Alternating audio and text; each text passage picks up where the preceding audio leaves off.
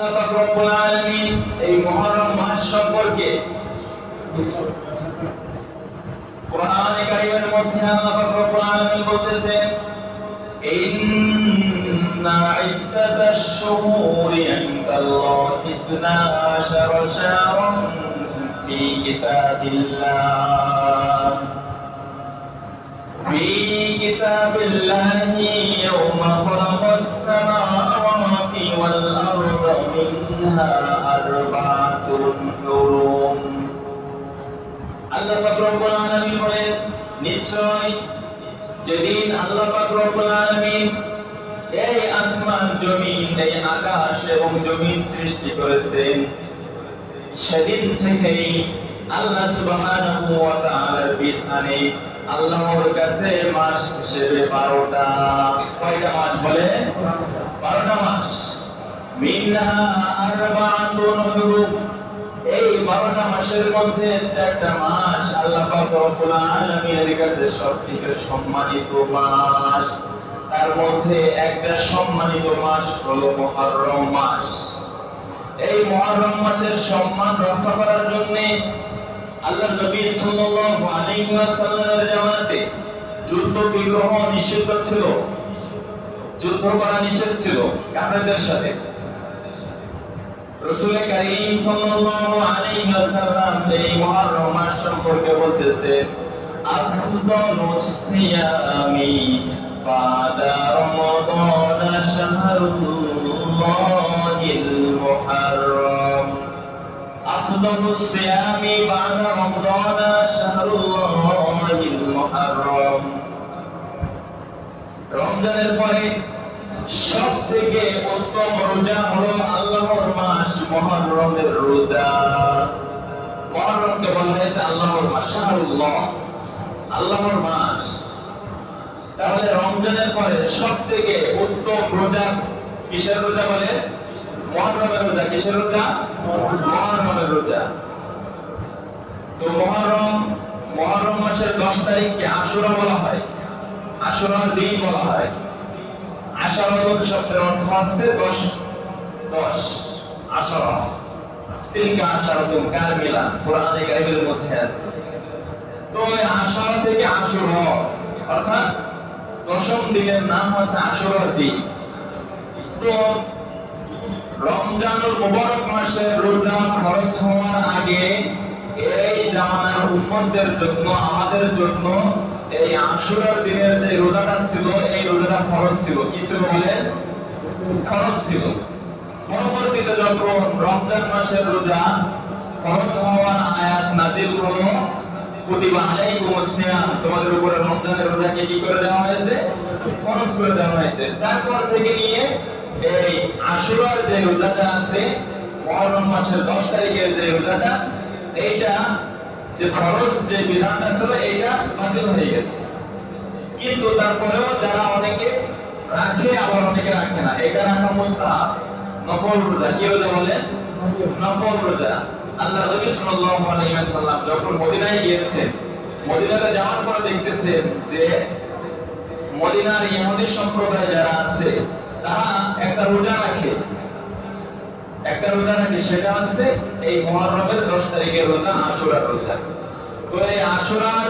যে দিনটা আছে এটা অত্যন্ত গুরুত্বপূর্ণ একটা দিন এই মাস গুরুত্বপূর্ণ একটা মাস সব অর্জন করার মাস রোজা রাখার মাস তো আমার আপনার উচিত হবে এই মুহররম মাসের 10 তারিখের যে রোজাটা আছে এই রোজা রাখার জন্য চেষ্টা করতে হবে পারবো তো ভাই ইনশাআল্লাহ আল্লাহ তাআলা তৌফিক দান করুক সকলে বলি আমিন আর বাড়িতে যে মা বোনদেরকে আমরা বলে দেব আজকে মুহররম মাসের 3 তারিখ তো আশুরার দিন আমাদের আগামী শুক্রবার কিবার বলেন আগামী শুক্রবার মুহররম মাসের 10 তারিখ অর্থাৎ আশুরার দিন নামে যেটা আমরা চিনি সেটা এই বছরের জন্য আগামী শুক্রবার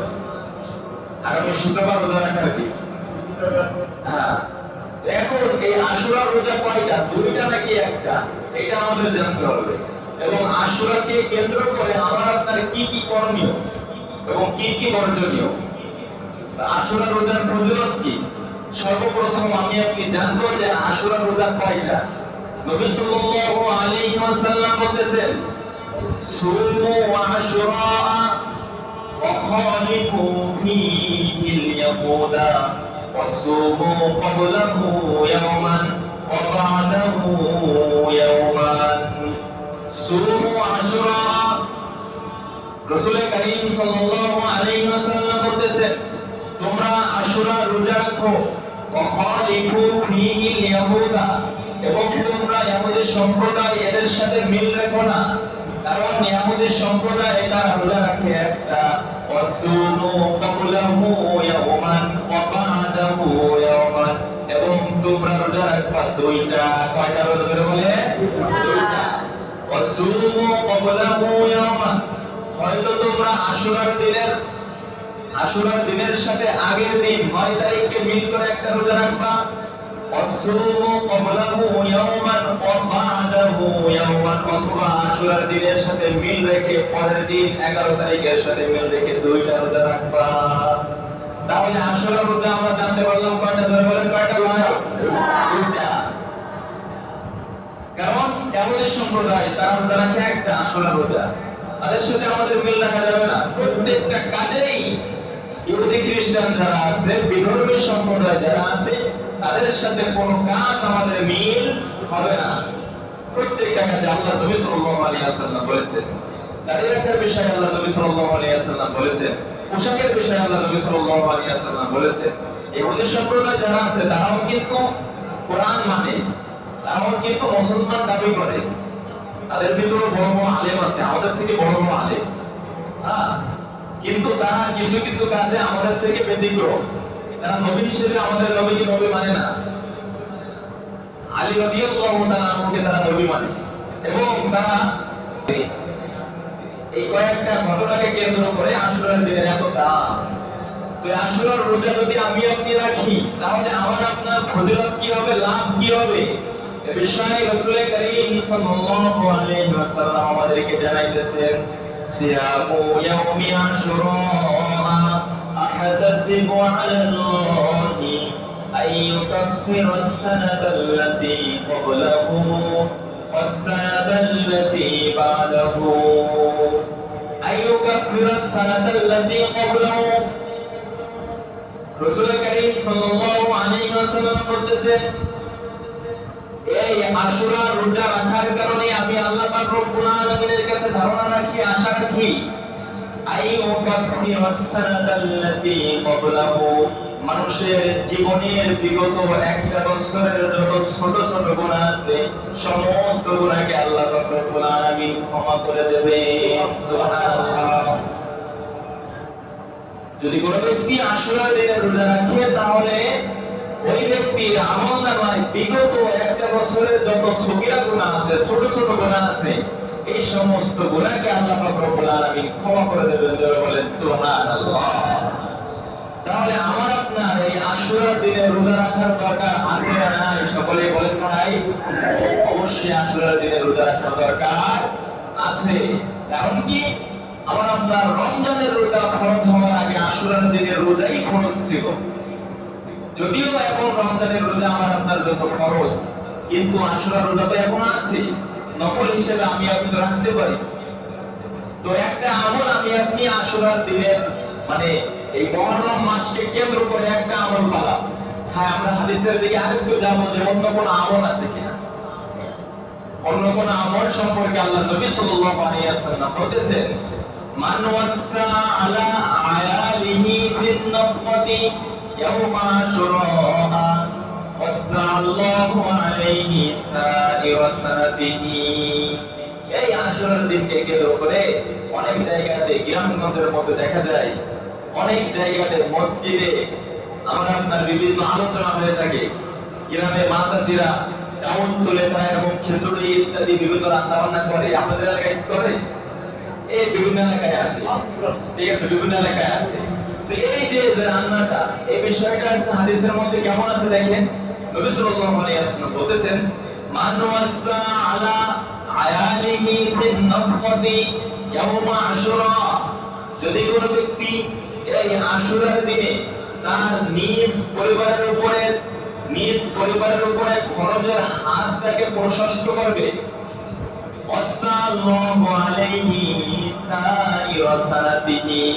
আল্লাহ পাক রব্বুল আলামিন ওই ব্যক্তির জন্য সারা বছর তার রিজিককে প্রশস্ত করে দেবেন। সুবহানাল্লাহ। তার মানে এই মুহররম দিনে, আশুরার দিনে কেন্দ্র করে আমার আপনার পরিবারের প্রতি খরচ খরচা হাতটাকে একটু প্রশস্ত করতে হবে, অর্থাৎ একটু ভালো মন্দ খাইতে হবে, সবাইকে একটু অন্য দিনের তুলনায় ভালো খাওয়াইতে হবে, একটু ভালো মতো খরচ করতে হবে। তাহলে হাদিসের মধ্যে জানা যায় যে আল্লাহ পাক রব্বুল আলামিন ওয়াসাল্লাহু আলাইহি সাইরা সানাতিহি, তাহলে সারা বছর আমার আপনার রিজিককে প্রশস্ত করে দেবেন। বলেন সুবহানাল্লাহ। এই দুইটা আমল হাদিসের মধ্যে পাওয়া যায়। কয়টা আমল বলে?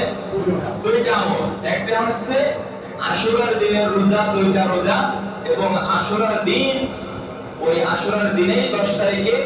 নিজ পরিবারের উপরে খরচের হাতকে একটু প্রশস্ত করে দেওয়া। এই দুইটাই নফল কাজ, দুইটাই নফল ইবাদত। কি ইবাদত বলে? নফল ইবাদত। যদি কোনো ব্যক্তি করে তাহলে সওয়াব পাবে, আর যদি কোনো ব্যক্তি না করে তাহলে কোনো গুনাহ নাই। যেমন আমার আপনার যদি ফরজ নামাজ না পড়ি তাহলে গুনাহ হয়, সুন্নত কাজ যদি আমি আপনি না করি তাহলে গুনাহ হয়, অনেক সুন্নতে মুআক্কাদা আছে। আবার ওয়াজিব কাজ যদি আমি আপনি না করি তাহলে গুনাহ হয়। এরকম কোন ইবাদত এই মুহররমকে কেন্দ্র করে না। হ্যাঁ, যদি আমি আপনি মুহররমকে কেন্দ্র করে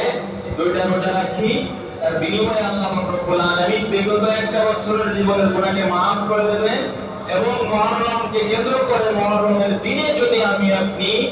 পরিবারের উপরে খরচ খরচা একটু সুন্দরভাবে করি, তাহলে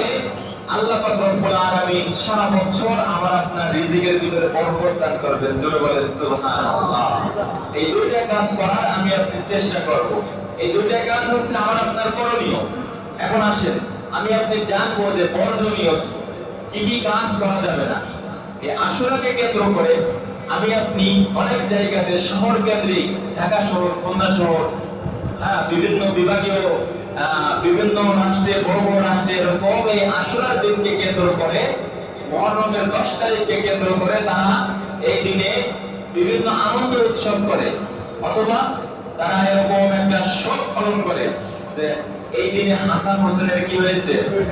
শহীদ হয়েছে, মরণ হয়েছে। এই দিনকে কেন্দ্র করে তারা নিজেদের গায়ে আঘাত করে, প্রহার করে, হাই হাসান, হাই হুসাইন, এইগুলো বলে তারা তাদের গায়ে আঘাত করে রক্ত প্রবাহিত করে, রক্ত বের করে। বিভিন্ন এলাকায় দেখা যায়। আবার অনেক জায়গাতে এরকম মিছিল বের করে,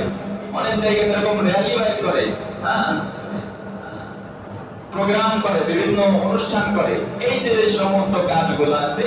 এই সমস্ত কাজ থেকে আমার আপনার বিরত থাকতে হবে। এই সমস্ত কাজ কোরআন হাদিসের কোথাও পাওয়া যায় না, এগুলো একেবারেই ভিত্তিহীন একটা কাজ। আল্লাহ পাক রব্বুল আলামিন যে সমস্ত বিষয় আমাদেরকে বলা হলো, প্রত্যেকটা বিষয় জেনে শুনে আমল করার তৌফিক দান করুন। সকলে বলি আমিন।